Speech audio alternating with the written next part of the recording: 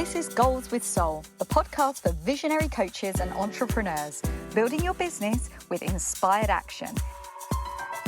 In alignment with your mission and authentic message, so you can create impact for your soul clients and feel lit up every day.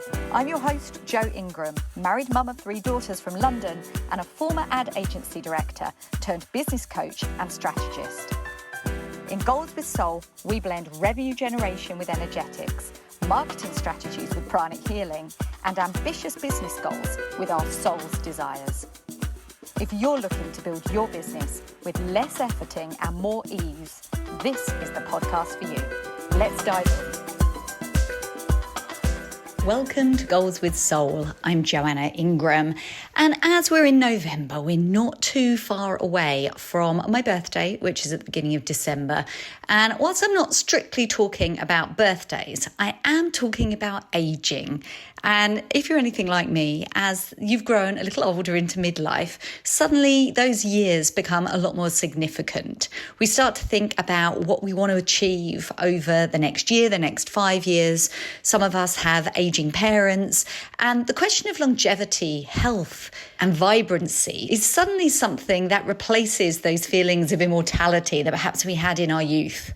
And as I've been leaning into gratitude of my own good health to date and questions about how to continue feeling well and being able to enjoy my family and as well as my work for years to come, I read with great interest the activities of a former client of mine who has been building a community of people pledging to live to 100. Marla Letizia, otherwise known as Nanny Bubby, is an award-winning broadcaster and entrepreneur. Known for her show Cooking Confidence Coaching with Nanny Bubby on Channel 8, and awarded the Lifetime Achievement Award in Broadcasting in 2021 with her husband, she has recently founded the Long Life Era community.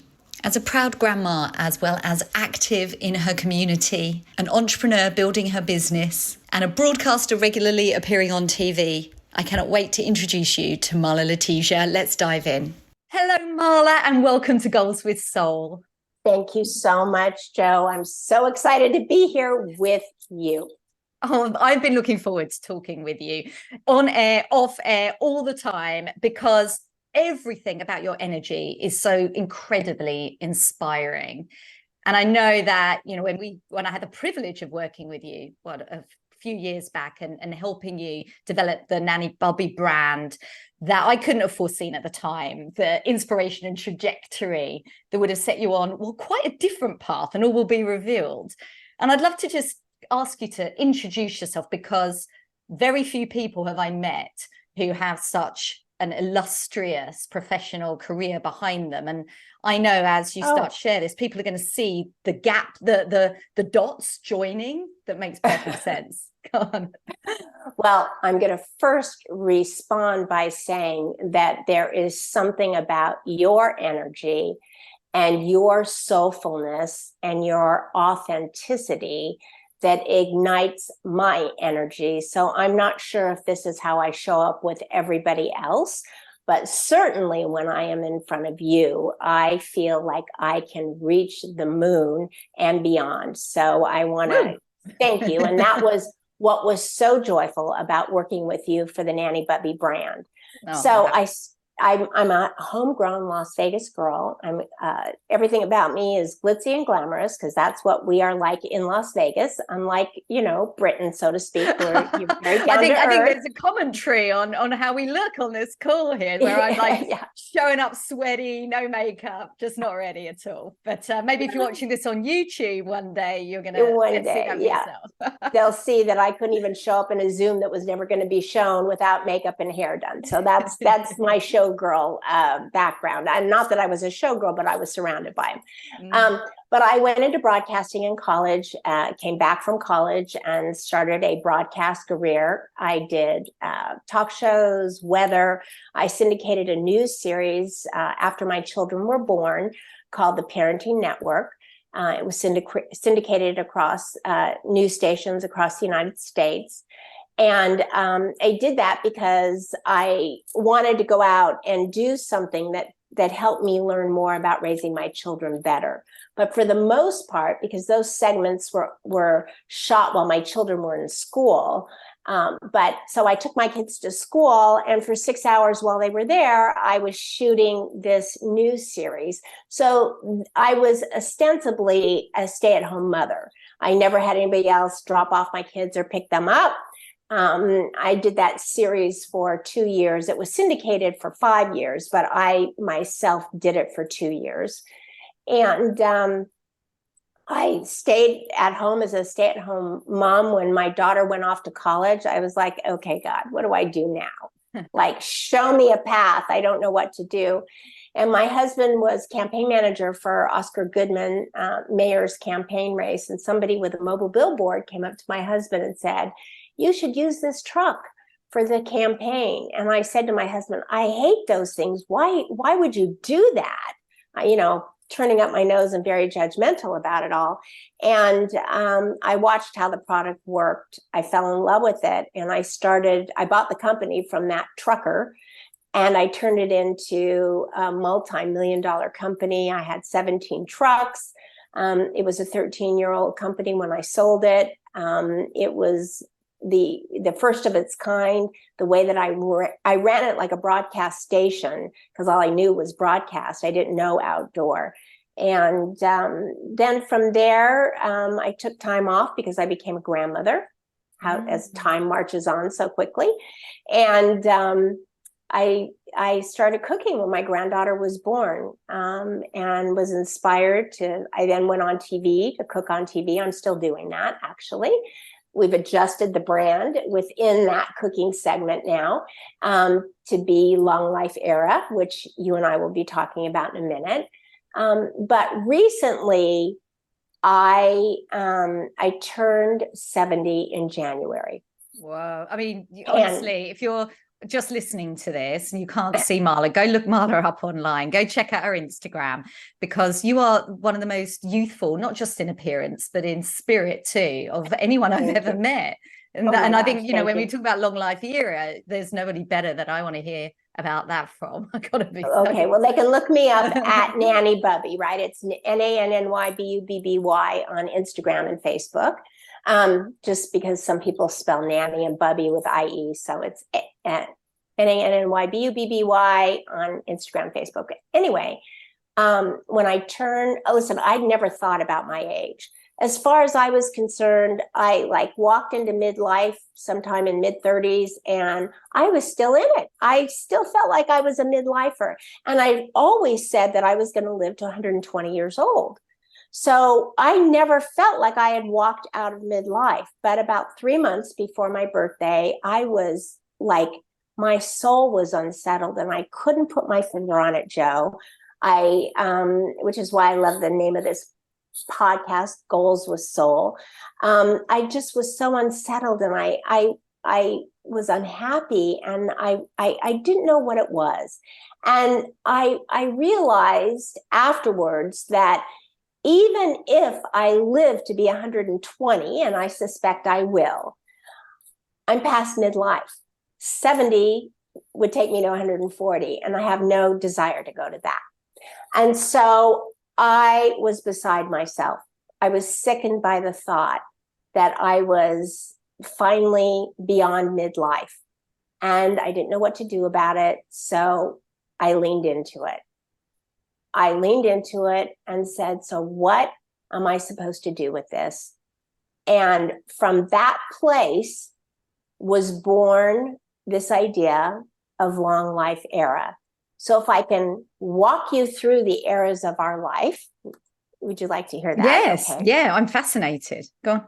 So what I learned during this leaning into it and surrendering to the idea that I was now no longer in my midlife, I discovered that midlife is actually the shortest era of our lives, and nobody realizes that while they're in it, or many people don't.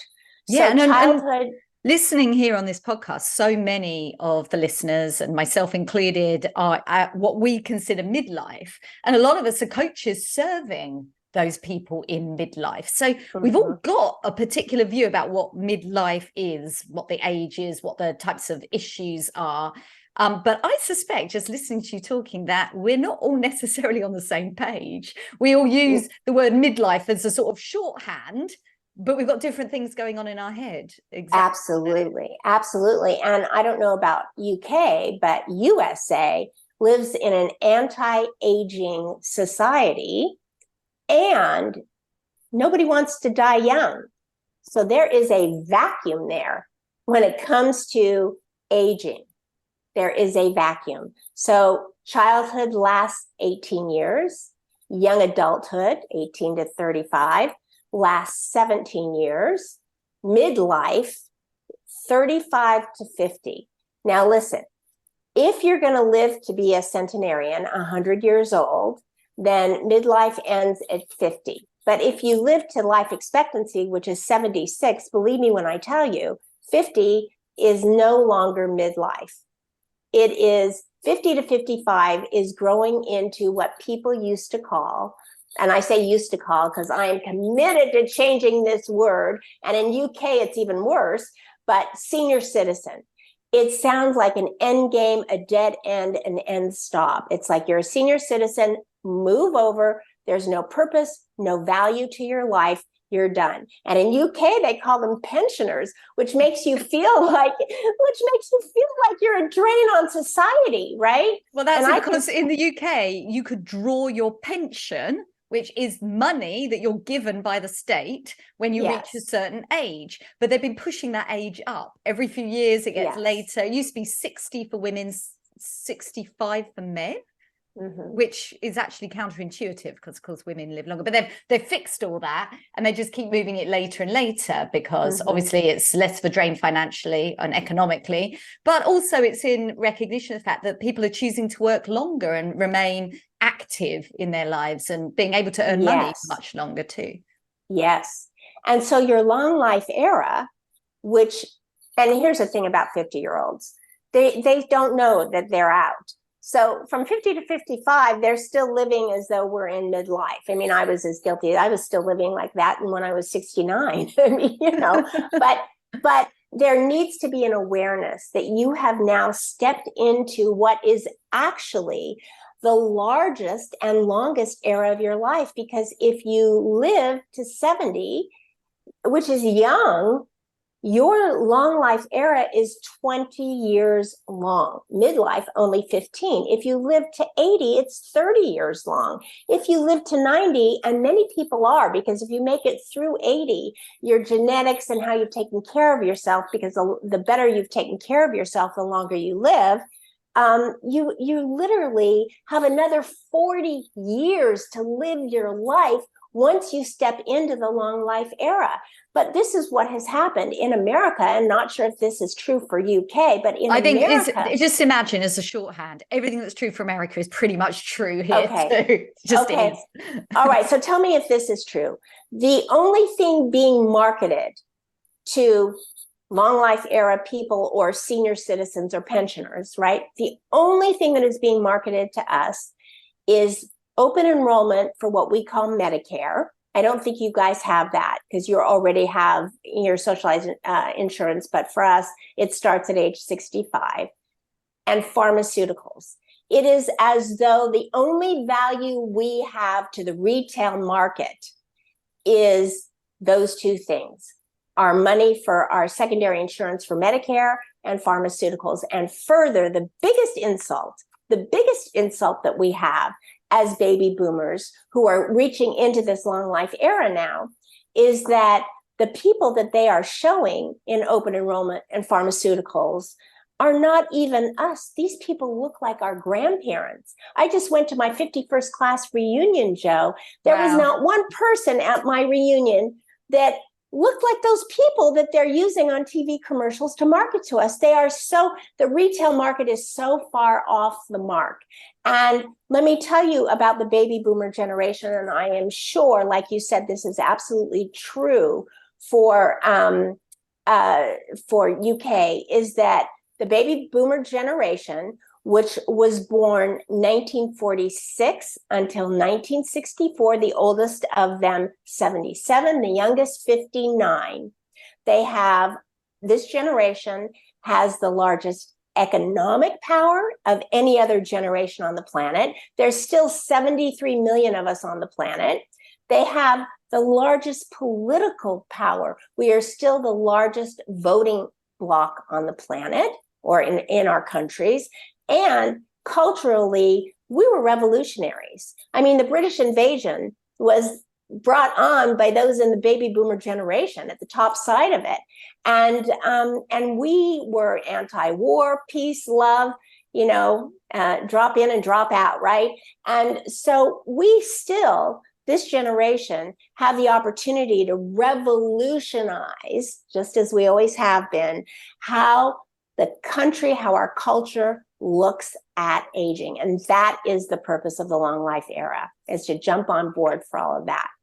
Whoa, that was serious mission statement there, Marla. That was very visionary. And I'm just feeling the energy there and thinking about it. So I turn 50 next year. So Okay. I'm Welcome. deeply Welcome. I don't see myself as stepping into the long life era. I see myself firmly in midlife and intend to be so for the next 10 years. But I think that that's true of each of our generations. We kind of want to cling on to the stage before for as long as possible. And perhaps that's because of the negative connotations about moving into the next era, like you've just described. And it really strikes me, when you said, looking at these people in the pictures look like my grandparents. I mean, I'm thinking about my own grandparents, and I'm thinking about one of my grandmothers at mid-60s. She had the blue rinse and the big grey beehive, and she was a big bubba of a lady, and dressed in these sort of rather chunky flat shoes. And you just think that is not a reflection at all of only one generation later of what people in their 60s, 70s and beyond are not only looking like, because that is somewhat superficial, but the way they're actually living their lives and the contributions they're making and the experiences they're doing. Tell me a little bit about you personally. What does it look like for you or your partner and your cohort, your friends? What people doing in their 70s? Well, most of them are still working. Most of them, and not necessarily because they have to, but because they love what they're doing. And, others are still working because in the 2008 financial crisis, our 401ks became 201ks. And so most people want to replenish that for their retirement. But what's happening in retirement now is very different than what was happening, 2 generations ago, which is that they're finding, and we are encouraging everybody to find a purpose. So I have an example. I wanted to say a young man, but he's like 72, I think, but I knew him when he was 13. Let's put it that way. He was really cute at 13.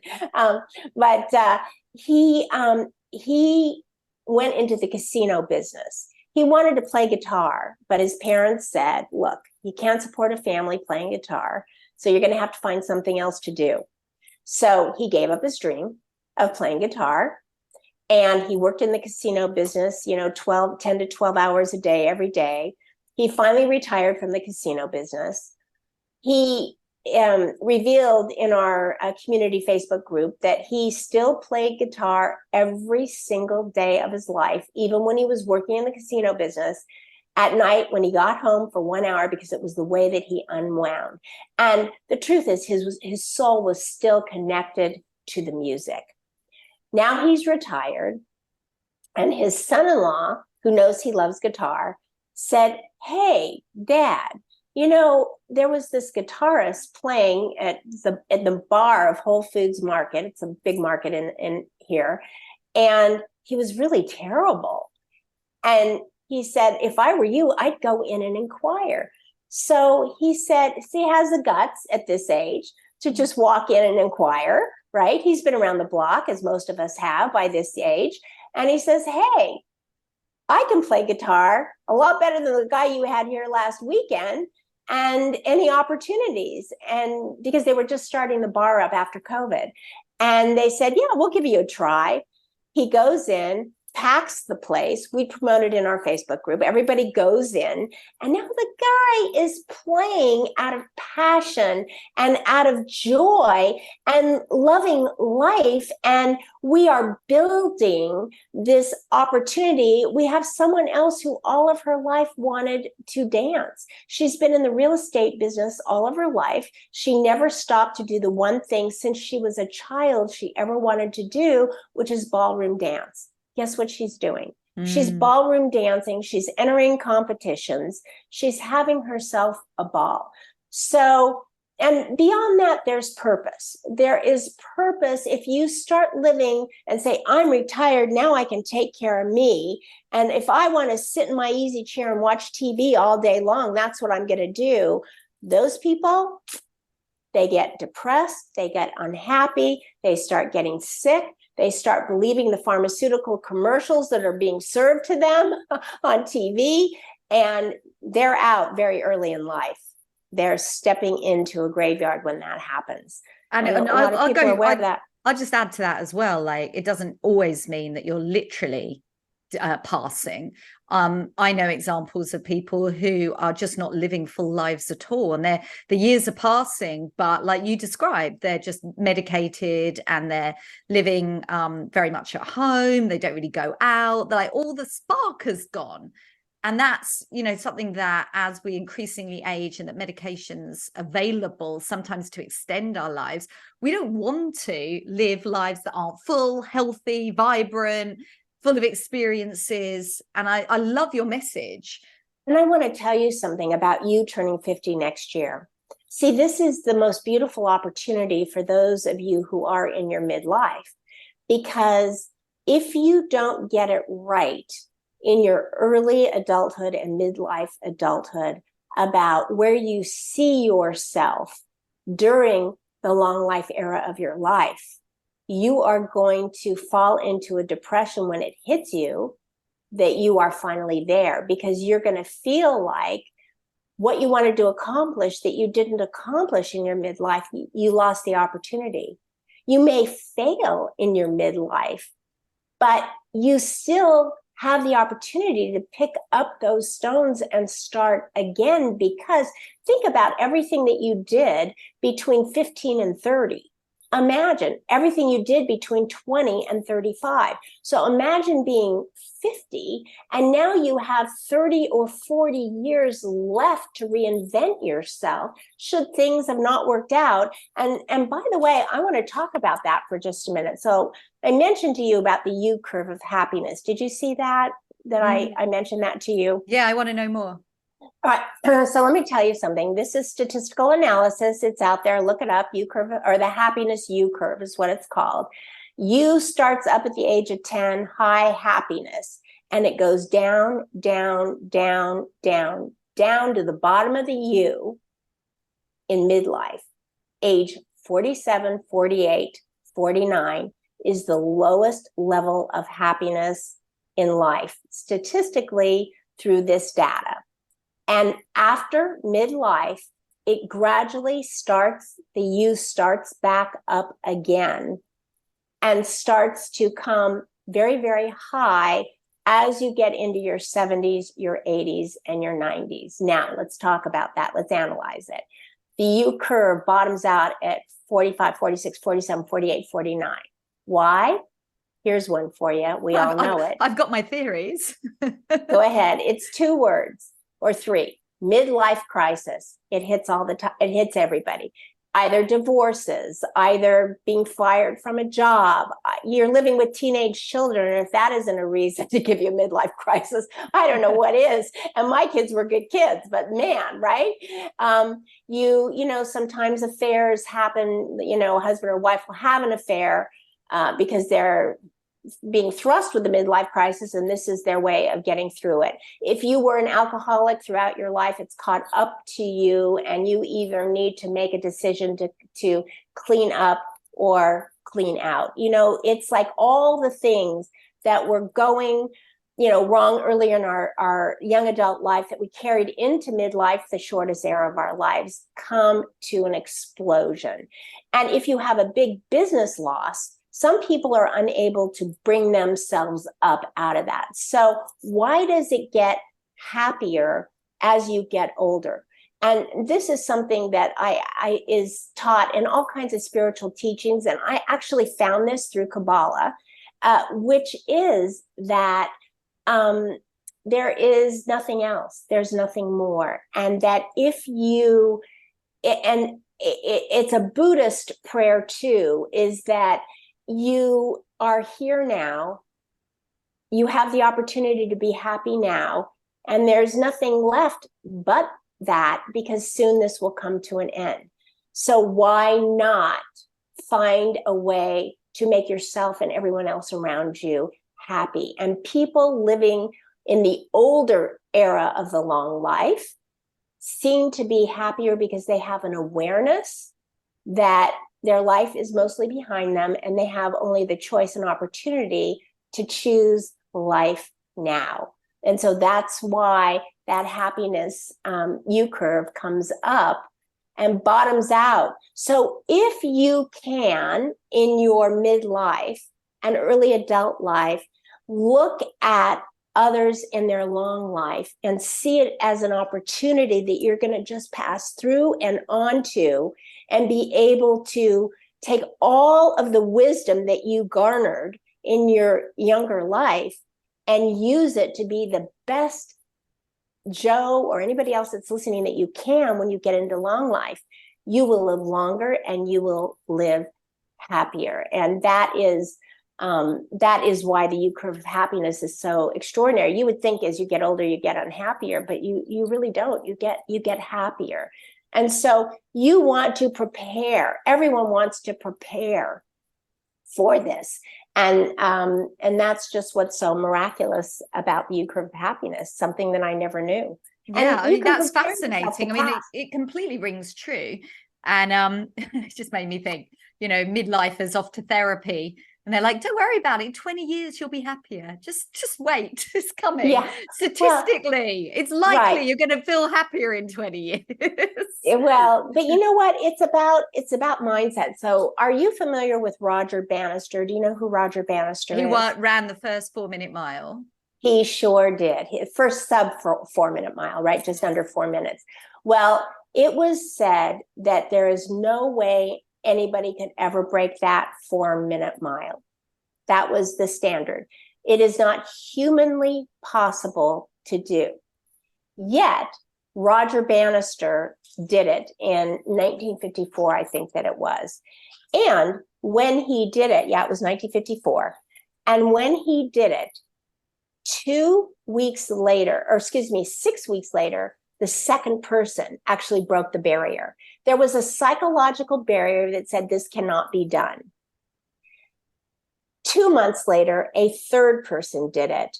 And then a fourth person did it 3 years later in 1957. And now I hear there are like high school students doing it, right? Exactly. It's like nothing. Yes. then because Roger Bannister was 24, right? So they said that only full-bodied, fully matured adult males could break the barrier and do it. But now high school kids are doing it. And to date, there's over 2,000 people that have broken that 4-minute mile. And yes, once the psychological barrier was broken and they saw evidence that somebody did it, then others felt that they could do it. And so this is a psychological barrier going into our long life era. And that is one of the things that I really am working so hard to bring. Wisdom cannot be taught. It can only be shared. So there is value in our purpose, those of us living in long life.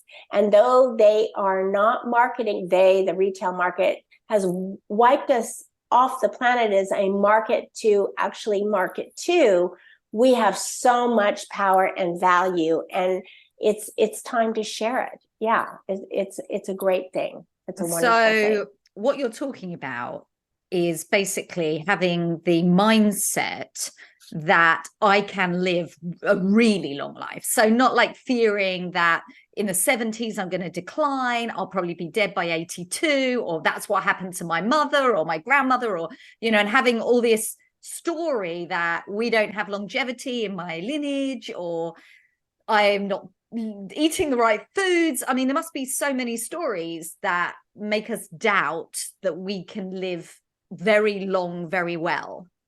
It's that limiting belief. So let me tell you, life insurance agent comes to your house, wants to sign you up for life insurance. Do you know the very first thing he asks? Excuse me. No idea. I do it all online. Okay. Well, so that's why you're still in midlife and I'm not. They used to come to our house. Anyway, the first question that they used to ask is, people would say, what's your health like? Yes, they always ask that. But the first question is, how long do you see yourself living till? First question. Why? Because they sell you a different product with that answer. And I'm going to tell you why. Because anybody that gives an answer usually is 85% right. 85% of all people give that answer, and that's the limit to where they live, and that's when they die. Now, why do they have an answer? They have an answer that is based on watching someone in their life grow old and suffer ill health for way too long. And they say, I'm not going to live that long because I don't want to suffer like that. So I'm going to die at 77, or I'm going to die at 85. That's all the time I want to live. I have a girlfriend who just revealed to me that her mother lived till she was 99 years old.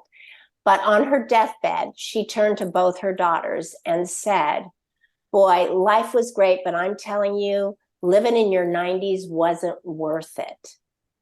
And suddenly she said to me, Marla, my sister and I would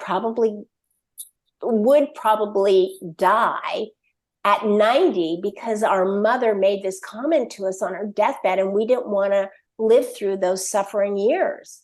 And she said, I'm so happy you've explained this, because I'm going to hang up from you right now and call my sister because we need to change that. So I have created what I call the Centenarian Pledge. So it is the sort of Roger Bannister psychological mindset barrier breaker for those of us who are baby boomers and younger. And I'm going to tell you a story. A friend of mine in New York wrote me this morning and said that she was out of town with her daughter's 11. And she was talking to her daughter about living long into long life until she was 100 years old. And her daughter, and she knew about the long life era pledge. And she explained it to her daughter. And her daughter said, Mommy, I want to sign that pledge. I want to live until I'm over 100 years old. And so I think even for our children, we want to help create mindsets of what we eat is good. I mean, look, there's three areas of our life we have to always pay attention to: our physical health, right? What we eat, what we drink, and going to our medical doctors to test our blood, etc. Our cognitive health, also medical doctors that can always help us with what we eat, what we ingest, and exercises to keep our cognitive health strong and positive. The third area of our health is much more complicated. It is the emotional side of our health. Now, look, there's all kinds of things that come into emotional side, which is anger, fear, resentment, depression, bipolarism, all of that. Also, you need help, therapist, medical doctor. But there is one small area of emotional health that I actually feel that I am well suited, and we are all well suited to speak to. And that piece of our emotional health is our mindset. That no matter what we want out of our lives, if we believe it, if we take it in and ingest it, it changes our mindset. And we too can break that 4-minute mile of an age barrier, which is 100 years. So if you don't know, centenarian means 100 years old. And I want to tell you something very interesting that I found out about centenarians worldwide. Number one, in the UK, there's only 15,000 centenarians. So, but you have a much smaller population. What is the population of UK, basically? Do you know? No, you put me on the spot, and I'm like, complete lack of knowledge. And I actually graduated in geography, so now I'm like, yeah, no, but I don't know. I mean, I'm guessing, I'm guessing maybe 25 million is 25 million with that. You'll look it up. I'll look it up. You'll look it up. But, in America, we have 330 million, 335. So guess how many centenarians to date are in America? The number might surprise you. What would you say? Go on, tell me the population again. We're 335 million. Well, much less than 1%. I'd say less than 0.1%. Which would be how many? Oh, you put me on the spot for maths as well now. Honestly, well, Marla, I don't know percentages, but so let me tell you, in America, there are 89,000 centenarians, and worldwide, there's almost 600,000. It's, I mean, I thought maybe there were as many as 2,500 centenarians in America. I mean, I don't meet them very often. I think it's 1 out of every 5,000 are centenarians. Interesting. And here in the UK, when you reach your 100th birthday, you traditionally get a letter from the Queen, which I guess now would be the King. The King, and you get a personally signed happy birthday letter. See that? And sometimes you'd be in the newspaper, right? So clearly it was a very rare and unusual thing that people would celebrate, because it wasn't something that was as common in the community. Yes. Well, let me tell you, those numbers drop off highly by the time they reach supercentenarian age, which is 110 years old. The numbers drop down dramatically. Interestingly enough, the UK has a high percentage of supercentenarians over our country, believe it or not. Interesting. Yeah, I mean, I don't know why. Maybe they want another letter from the Queen, but but it's very interesting. And so one of the things that we are launching is the Long Life Pledge. The Long Life Pledge. I love that. And I'm going to be signing that, because I love the fact that when we set our mind to anything that we really want to do, we have to be really intentional about it and set out a vision. And I love that you've created a place that formalizes this. It allows us to focus. And I know, because you mentioned it to me, that you've been invited to speak on this topic. Like, literally downloading this as a passion project has now kind of catapulted you into the spotlight as the representative of the big baby boomers and the long life era. And I mean, obviously listening to you now, it's no surprise, but tell us, like, what synchronicities have happened that have been quite miraculous for you since you got this? I will. I'll tell you about all the synchronicities, but can I read the pledge to you since we were just talking about it? Yes, please. Okay. So the pledge says, it's a centenarian pledge. It says, I recognize living a healthy, long life to 100 years and beyond is entirely possible. I embrace becoming a centenarian is part art and part science. I believe from this point forward that I am the artist and scientist of my own long life destiny.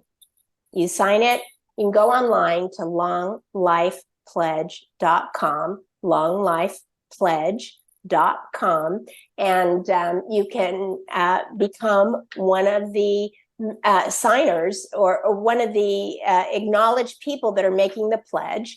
And the goal is to get 120,000 people to sign the pledge, to take the pledge, and to be a member of that community. And we're really, really excited about it. And we're launching this week. Well, congratulations. And tell us a bit about the speaking. What will you be, what opportunities have happened? I mean, you're obviously really so talented in entrepreneurship, as well as having this expertise in now the long life era. So I know that you are going to take this on the road, and you're going to really allow so many people to be inspired by this message, because it's clearly lit a fire for you. And I know people listening are going to be thinking about this too. It's been, just to say that, you know, living longer and living healthy has been a big part of my focus over the last year. And I think you've hit the nail on the head. Coming up for 50, it's a watershed moment. And I'm also, you start to notice some challenges that you didn't have at 30. You start going, oh, you know, my diet needs to be better. Now I need to exercise more. I'm putting on weight, whereas it was easy to stay svelte previously. Lots of little signs.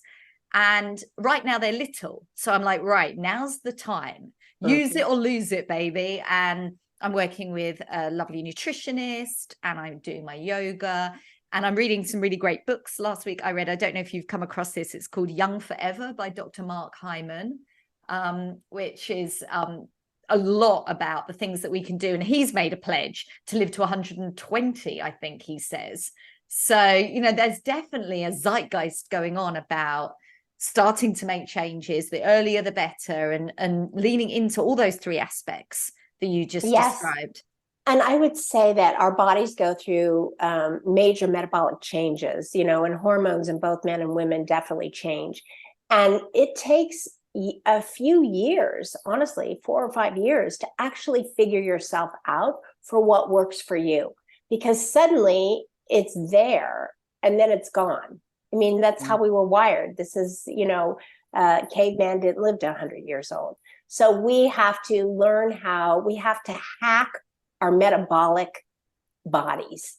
And we have to see, there's no way for me to tell you metabolically where you're going to be when you're my age. There's just no way, because we're all different. It's why you have a food allergy and I do not.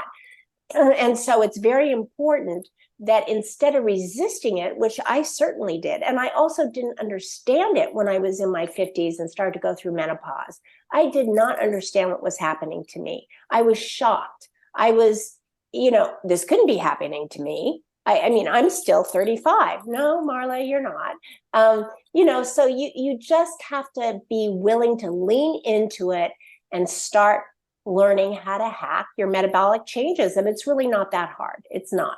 If you're where will you be sharing this? Where's it coming up that you're going to be appearing? Okay, so I'm going to be appearing at the Red Rock Casino in Las Vegas at our London Times in Las Vegas is called the Review Journal. They are sponsoring what's called an Aging Wellness Expo. And I'm one of the guest speakers about the long life era at the expo. It's on September 30th, and I'm speaking at 11 a.m. on the stage at the expo. And I can't wait to see everybody there. I hope maybe I can record it and post it. I haven't thought about it that far. I'm just so excited to have been asked to do it. And you're talking about this on a radio show as well. Yes. So I'm going to tell you, Joe. So let me tell you about Genesis, right? I meditate every day. I would go into meditation and I kept hearing this thought, long life era. You need to just start a Facebook group and see what happens. Okay, right. I got to go pull out the laundry, you know, because meditation, you go through all these, you know, they're just monkey mind thoughts and you push them away. But the next day when you go back in and meditate, the monkey thoughts go away and that thought returns and you're like, no, go away, go away, go away. And literally a week of this went on. And then finally, I wrote it down on my to-do list. That was as far as I got. Start a Facebook group, Long Life Era Community. So finally, about 2 weeks after this, in April of this year, mid-April of this year, I just thought, well, I'm going to start. I was scared to death. You know, you put yourself out there. Nobody's going to want to do this. This is crazy. But I did it anyway because I needed to get it out of my head in my meditation. I wanted to move on to other things. I start the Facebook group, and within hours, we had over 100 people. And 20 hours after starting the group, I got a phone call and was invited to be on the radio in a weekly radio show talking about the long life era. And so I've been doing that ever since. And it was my sign from the universe that I was on the right path. And now I know that I am. Yeah, based on that's response. beautiful. I mean, we share, a spiritual belief, and the fact that these breadcrumbs are appearing so clearly to you, taking one step after another, and feeling very blessed for you to share your message and excited for what comes for you and the Long Life Era community next. So I Thank always you. ask my guests to share some inspired action. What would you suggest anyone listening today who's, really got a bit of a sort of frisson about this particular topic? What could they do next? Well, certainly they can go to longlifepledge.com and, be one of the 120,000 people that are working on their mindset to live to 100 years, to live 100 years. I don't want to say 100 years old or 100 years young, but to live to 100 years or more. You certainly can start at any era of your life, either young adult life or midlife, is working on your blood panel, because you don't want to wait and have a problem and then find out that your lipids were high or anything like that, because they will show you that your blood panel shows you what your diet is and what it isn't.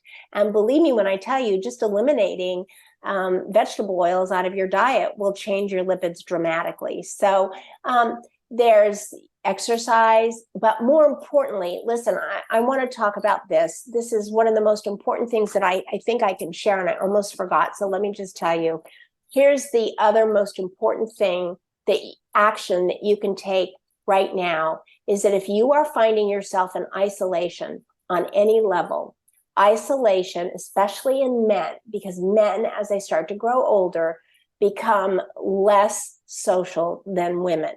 So I'm speaking to your men as well as your women that are, very soulful gentlemen that are out there, is isolation is a great killer because it creates loneliness. So let me talk to you about loneliness just real quickly. Being lonely is worse on your body and health than smoking 15 cigarettes a day. It is 2 times worse than taking 6 drinks a day. It is 3 times worse than no exercise throughout your life. And it's 4 times worse than being obese. And so, though we have all this digital world that we are communicating in, giving somebody a digital hug is not the same as living IRL. Do you know what IRL is? You have teenagers. In real life. In real life. There you go. I can always tell who will know that answer because they have teenagers. IRL. And so it is my goal with this Aging Expo that I'm speaking at, is the first step into bringing this community offline and into IRL experiences. Now, if you ask me exactly what those are at this time, I don't know, but I will tell you this. Have an airplane ticket, will travel for speeches and everything else, but we definitely are going to be putting together an IRL component so that we keep people out of isolation and make sure that loneliness does not get into their head. It has a tremendous cognitive debilitating effect. Oh, thank you for that, Marla. And if anybody wants to follow you online, learn a bit more about your work, where's the best place they could learn about that? Thank you so much. So they can go to Nanny Bubby on Instagram, Nanny Bubby on Facebook. But most importantly, if you're interested in what the Long Life Era is talking about and all the people that have joined and are getting ready to sign that Long Life Pledge, you could go into Facebook groups and search Long Life Era Community. That's it. And you'll join us there, and we will love to have you. There's so many fun and funny things going on, like what was your first car, or what was your first concert, or who was your favorite TV mom. And then there's other really, really inspiring things. There's exercise challenges that we're doing in the community. It's just a really raucous group. Yeah, maybe after I turn 50, I shall join too. I'm going to give myself the next year of grace before I step into the Long Life Era community. Okay, you but can do that. You are on my radar big time. And in fact, I've already signed the pledge. And I'm downloading my certificate and I'm going to share it with my husband, who's super pumped about this kind of visualization. And I think he intends to live a very long life too. So well, have him sign it too. Have him go in and sign it too. And by the way, I have a lot of midlifers that are joining the long life era, because remember, if you don't get your mindset right in midlife, it's going to hit you hard when you actually are stepping out. So just join the community for fun. Well, you already did. I already did join the community. You already did. What am I saying? Can you feel me clinging on? Do you want me to unlet you be there? No, I'm staying. Okay. All right. Yeah. And Marla, thank you for sharing so much. You're always a joy to speak to. I could chat for hours. Sadly, today we're going to have to wrap it up, but I hope that you'll come back again soon and share the progress of the Long Life Hero community and the work that's going on. And I feel that we're in at the ground level right now, and yet so much is so clear to you and the community members. I cannot wait to see what's going to happen for you guys next. Well, I want to say two things, Joe. This clarity that I have in great process is due to the fact that you were one of the very first business coaches that I ever had. And the clarity and the confidence that you gave me to move ahead in whatever was coming to me from more of a universal intelligence, and to not be afraid to step into it, was generated by you. And I just love you so, so very much. And I thank you. And also, I have a free gift for your listeners. Oh, hashtag humbled. And yes, free gift. Thank you. I know that you've created something really special. I do. Listen, shopping, it can be a pain and it can take you hours and hours. And I have the most amazing shopping list that if you put what you need in the grocery store, it's separated in segments of produce, meat, dry goods, dairy, and you do it all. And it's by aisle. It's a way to do your grocery list by aisle. And literally, I was shopping for a dinner party, and what would have taken me 45 to 50 minutes took me 17 minutes, and I was out the door. So just go to nannybubby.com/soul, SOUL, because this is a Goals with Soul podcast. This is specific to your audience. And if you are listening to this podcast 5 years after this date, don't worry.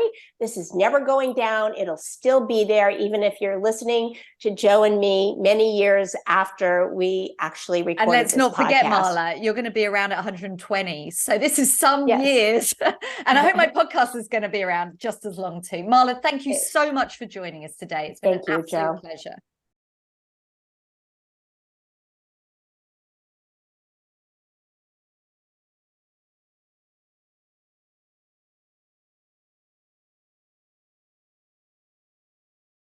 And if you've enjoyed this episode, whether it's your first time here with us on Goals with Soul or whether you're a regular listener, please subscribe and leave a 5-star review over on Apple Podcasts. Reviews have a phenomenal impact to help others find podcasts that they most enjoy and get the best value from. So if you're loving this, please do share it so others can find it too. And so have an inspired action week. Take care. Bye now.